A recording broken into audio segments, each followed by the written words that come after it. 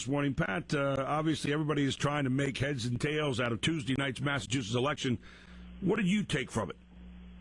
Well, I think this is just the latest in a trend, a series of elections that have demonstrated that the American people recognize that there's a federal government that's run out of control. It's just way too big. It's trying to spend money that we don't have on a frightening scale. Its effort to take over health care. It just became the latest and most urgent example of the excesses that are coming from the liberal wing of one party, the Democratic Party, in complete control of the government.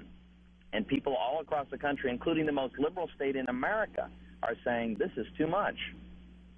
You know, when you look at the whole situation, and I think there are a lot of Republicans out there kind of beating their chests right now, I wouldn't beat too loudly. Republicans had their chance before, showed they couldn't handle leadership terribly well, and they're on the outside looking in. So what admonition would you make to Republicans right now, maybe even yourself? Well, I had a lot of disagreements with my own Republican colleagues when I served in the House. It's part of the reason I ran for the Senate in 2004 against Arlen Specter. Right. I thought he was part of the problem then, as he's part of the problem now. And it really doesn't matter which party he's in. He's for growing government and increasing our spending and debt and taxes. No, I think the important thing for Republicans is not to be thinking about partisanship so much as the underlying principles that bring people to the Republican Party, the principles of limited government and fiscal responsibility, and recognizing that it's a free enterprise system that creates sustainable jobs and wealth and opportunity, not ever bigger government. Pat, it was just a few months ago that you and Gary and I were on the air here talking about the idea that the government was going to change one small election at a time. Little did we know that it was going to take place in Massachusetts with a guy that nobody ever heard of before outside of the state of Massachusetts. As you look around the country right now with seats in jeopardy all around the country, what do you see in terms of a changing political landscape now in America? Well, I think there's a terrific opportunity for someone like me, a guy who has experience both in the private sector and in government, a guy who has long argued that we cannot afford the size government that we currently have, that we need a return to some personal, individual responsibility, individual initiative is what's going to get us out of this mess.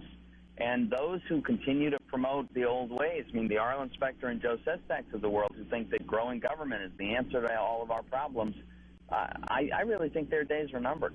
You know, there's something I think the people of Massachusetts have tapped into, and I think it's the tip of the iceberg for all the various Tea Party people and the new activists who have come out this year who have never been out before.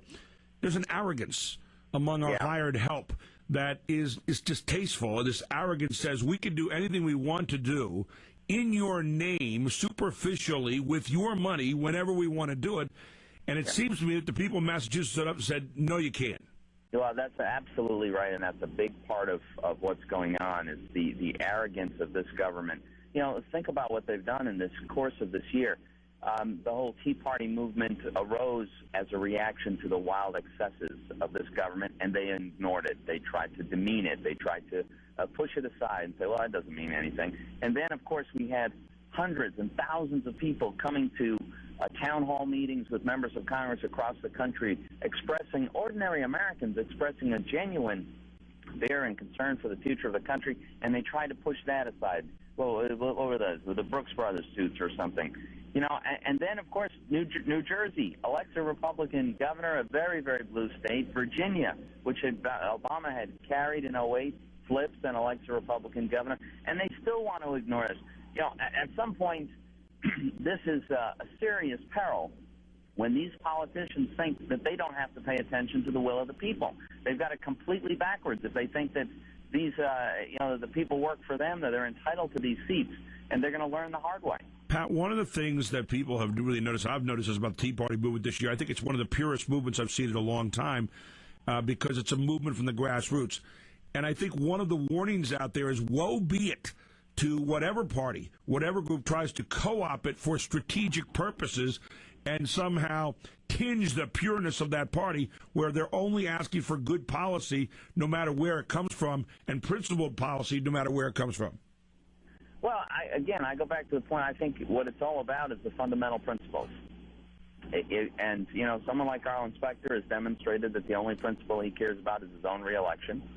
Joe Sestak, I'll give him credit. He is a principled man. Unfortunately, the principles that he espouses are extremely far-left, liberal, ideological ideas of a dramatically bigger and more powerful government. I've got a set of principles that I always believe in. I've got a public record that shows that. I believe in limited government and personal freedom, a free enterprise system. I believe in this great country and the unique role it would play in the world. And I believe that the best years of America are ahead of us if we remember who we are and what made us this great country. Well, Pat, we'll have a chance to hear them all today because all four of you are on today. You're the leadoff guy out of the gate, so thanks for getting on base, and we'll look forward to talking to you again very soon.